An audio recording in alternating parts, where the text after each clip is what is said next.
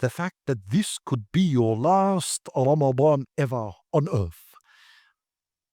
When you approach Ramadan with this attitude, and that is the case, it could be. Who among us is going to say that's not going to be the case? Could be our last Ramadan. This is the attitude you're supposed to approach Ramadan with.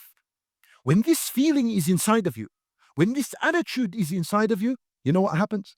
It creates another feeling and another special attitude inside. And that is the attitude of urgency. You begin to panic and you feel that there's a sense of urgency within you to make the most of this month as much as possible, because this could be the last time I live its days in my life. And this is why the companions, radiyallahu anhum, when they were once with the Prophet sallallahu alaihi wasallam listening to an advice from him, the Sahaba were there listening to an advice, and they said, ذرفت منها العيون ووجلت منها القلوب, that the advice of Rasulullah sallallahu alaihi wasallam was such that we began to tear, we began to cry, and our hearts began to tremble and shake. And they felt the intensity and the depth of the advice of Rasulullah sallallahu alaihi wasallam. So they said, كأنها موعظة مودع. It was as though it's an advice from a farewelling person. Yani the gathering at that day was so intense that they felt like these are the last words of Rasulullah to us. So you know what they said? They took advantage of the moment when they felt this might be the last time the Nabi sallallahu alayhi wasallam would talk to them. They said to him, فَأَوْصِنَا, give us advice. When they felt this is the last moment we're going to meet, what happened? It gave them a panic, a sense of urgency. They took advantage of the moment and they said, أَوْصِنَا, give us more. Advise us, advise us.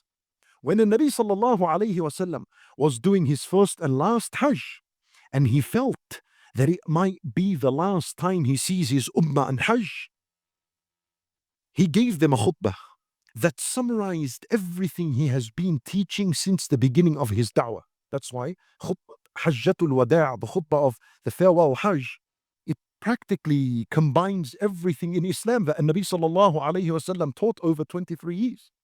And during this khutbah, he said to them, لَعَلِّي لَا أَلْقَاكُمْ بَعْدَ عَامِي هَذَا, perhaps I will not have a chance to meet with you ever again after this month.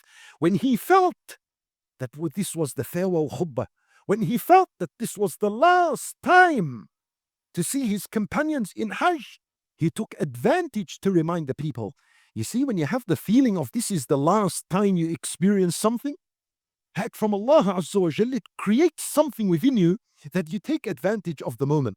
And this is why Nabi sallallahu alayhi wasallam would say to a companion when he advised him, إِذَا قُمْتَ إِلَى الصَّلَاةِ, when you get up to pray, فَصَلِّ صَلَاةَ مُوَدِّعَ, pray the prayer of a farewelling person.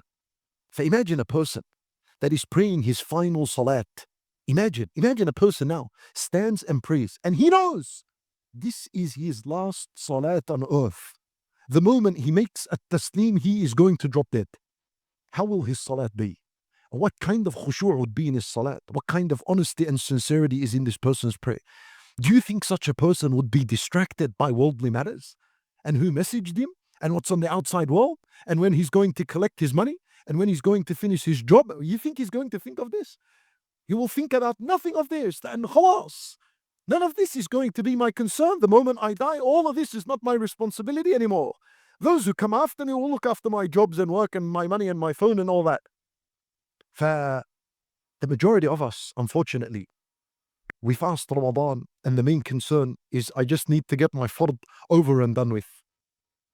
Let's add a new dimension to our Ramadan, and this is one of the first ways you're going to prepare with a right attitude. صِيَامُ الْمُوَدِّعِينَ, the fasting of a farewelling person. How is it going to be? Think that the first day of Ramadan, think that this is going to be the last first day of Ramadan you will ever see in your life. Allahu A'lam. Wallahi, my brothers and sisters in Islam, no one is guaranteed the first day of Ramadan, let alone the second and the third and the end of it and another year. You live in dreams when you think, Wallah, next Ramadan I'll make the most of it. You live in a dream, really. So when we worship Allah Azza wa Jal with this feeling and attitude that it's our last Ramadan, this bi'idhnillahi ta'ala would enhance your worship, and it will convert this worship of Ramadan from being a habit to being an actual worship that you want Allah Azza wa Jal's pleasure from.